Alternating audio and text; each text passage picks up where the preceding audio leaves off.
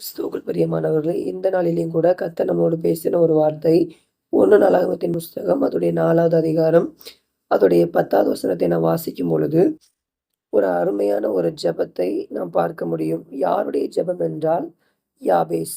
யாபேசுடைய ஜெபம் இவ்வாறு கூறுகிறது.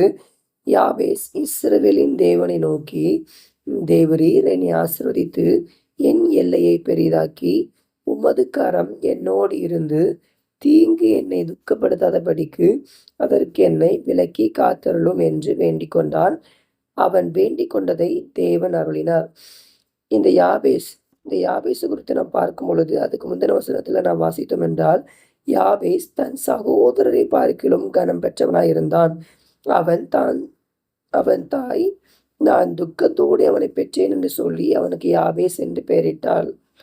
இதுல நம்ம பார்க்க முடிகிறது, யாபேஸ் இந்த யாபேசை கர்த்தர் தெரிந்து கொண்டு தன்னுடைய சகோதரருக்கு மேலாக கர்த்தர் இந்த யாபேசை கனப்படுத்தி வைத்திருந்தார், உயர்த்தி வைத்திருந்தார்.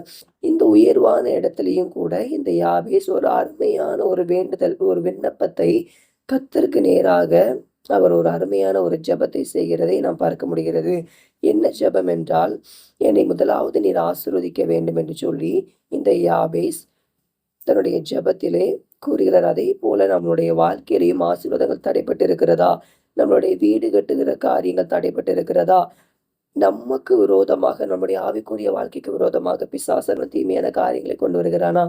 இந்த வசனத்தை வைத்து நாம் ஒவ்வொரு நாளும் காலையில் எழும்பி நாம் இந்த வசனத்தை நாம் சொல்லி நாம் ஜெபித்து விட்டு நம்ம ஒவ்வொரு நாளிலும் நாம் ஜெபிக்கும் பொழுது கர்த்தர் நம்முடைய வாழ்க்கையிலும் கூட யாபேஸ் அவன் ஜெபிக்கும் பொழுது கர்த்தர் கேட்டுக்கொண்டார். அதே போல நாமும் இந்த வசனத்தை சொல்லி நாம் ஜெபிக்கும் பொழுது கர்த்தர் நம்முடைய ஜெபத்துக்கு அவர் பதில் கொடுக்கிறவராய் இருக்கிறார்.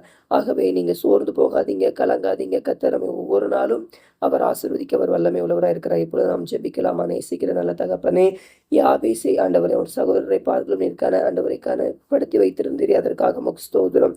அப்பா, அவள் தாய் துக்கத்தோடு அவளை பெற்றேன் என்று சொன்னது போல அப்பா, எங்களுடைய வாழ்க்கையில தினமும் துக்கத்தோடு நாங்க இருந்தாலும் கூட அப்பா, நாங்க யாபேஸ் எப்படி வேண்டிக் கொண்டார்களோ அதே போல நாங்க வேண்டிக் கொள்கிறோம் அப்பா.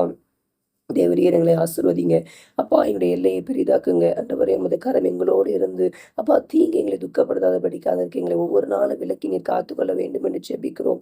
இந்த வேலையிலும் கூட உங்களுடைய கரத்தில் ஒப்பு கொடுத்து ஜெபிக்கிறோம். ஒவ்வொரு நாளும் நீரே எங்களை வழி நடத்தும்.